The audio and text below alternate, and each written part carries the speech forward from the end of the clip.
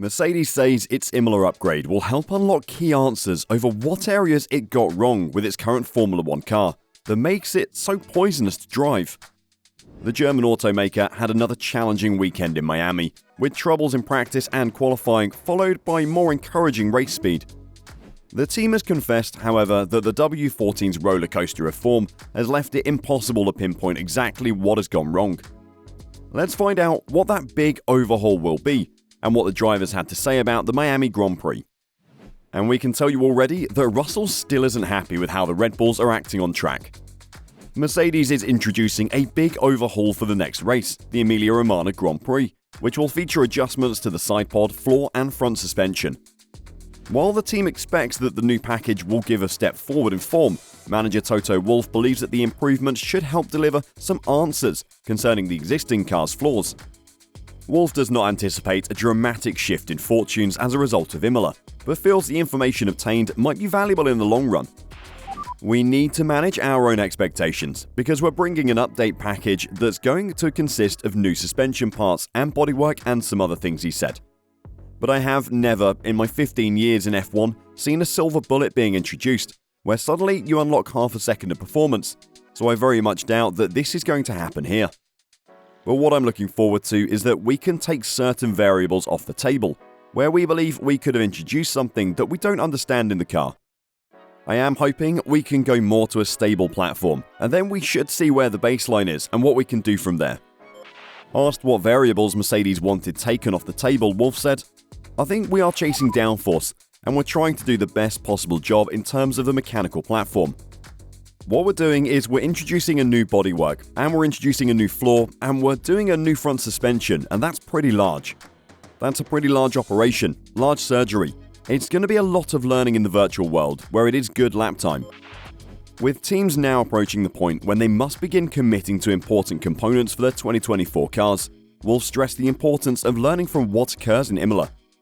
That's why the upgrade that we're bringing is going to help us set the direction and to understand the various areas that we believe could play a role in why the car is so poisonous to drive, he explained. So Mercedes is waiting down the days until it launches an enormous upgrade at Imola, following a challenging weekend in Miami that saw Lewis Hamilton fail to make it out of Q2. And this upgrade will be make or break for Mercedes' season and the next one. However, in addition to the car's performance falling short of expectations, Wolff has stated that it has a number of features that have contributed to the team's competitive troubles. "I think that the car is not a nice car, not a good car," he said. "It's everywhere. It's the pace, the performance of the car, it's the lack of understanding of the car about why it's not delivering. It is the full spread of activities. I would say the performance is just really bad." Hamilton himself stated that the current car was in no way comparable to Red Bull. Asked where the team was lacking pace, Hamilton said, "Everywhere. We're just lacking. If you look at the Red Bull, for example, they can use a small rear wing. They're fast on the straights and fast through the corners, where for us, we have to have a bigger wing to get anywhere near them in those corners. So I think we're lacking downforce mostly." The worst part about the W14, according to Wolff, is that it's so unpredictable from session to session, and frequently without reason. "It's the lack of comprehension of what it is that makes this car such a nasty piece of work," he continued. Mercedes will unveil a significant development step at the Emilia-Romagna Grand Prix, with redesigned sidepods and a changed front suspension. The team is expecting that the changes would result in a faster car, but Wolff believes that it will be more important to engineers in determining what went wrong with its 2023 rival. "I think what we're trying to do with the upgrade is to create a new baseline for us to take question marks out of the equation and say, this is not the problem now that we've gone to a different concept. This is what is happening with the front suspension, and we are looking at bodywork solutions that are more conventional than ours and that are going to create a different airflow. For me, it's almost like a reset to what would have been a good start 12 months ago, and then try to add performance." Wolff also backed Hamilton's Friday statement that, other from the team curing porpoising, little improvement has been done since last year. Asked about if the team expected a lowly performance in Miami, he said, "No, it's worse than I thought because we were 12 months on since we were last in Miami, and the car is just marginally better. Maybe it's not bouncing on the straight, but that is the only thing that is better than last year. The car is not fast enough, and we have no comprehension of why that is between one session and the next. It is not acceptable. Even though they still aren't at the front, Lewis Hamilton was encouraged by his late race progress after finishing 6th in the Miami Grand Prix. A dismal Saturday resulted in the 7-time world champion starting from P13, his poorest qualifying performance of the season. Beginning on the hard tyres, the Mercedes driver was compelled to play the long game in order to capitalise on an extended first tyre stint.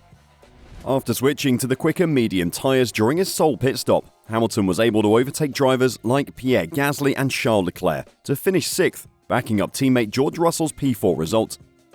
Hamilton highlighted after the race how he struggled to make any progress in the early portions of the race before capitalising from the unfavourable strategy. It was definitely difficult at the start, just being in a DRS train with a bunch of cars and trying to get past a Williams, which is always quick on the straights, so it was not so easy, Hamilton said to the reporters.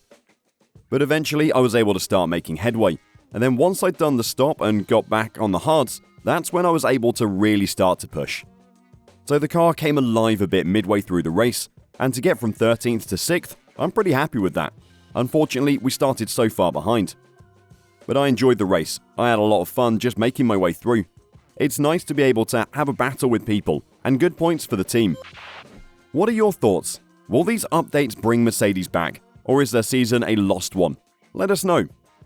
One thing the Mercedes drivers aren't enjoying is their competition, which according to Russell is still holding back. George Russell, who briefly felt he had Sergio Perez in his sights in Miami, was really 30 seconds behind the Red Bulls on Sunday and has doubled down on his sandbagging accusations. Russell questioned if Red Bull had understated their performance at the Australian Grand Prix to avoid the FIA meddling earlier this season, as the team romped to their 3rd win in 3 races. For sure they're holding back, he said on the BBC's Checkered Flag podcast.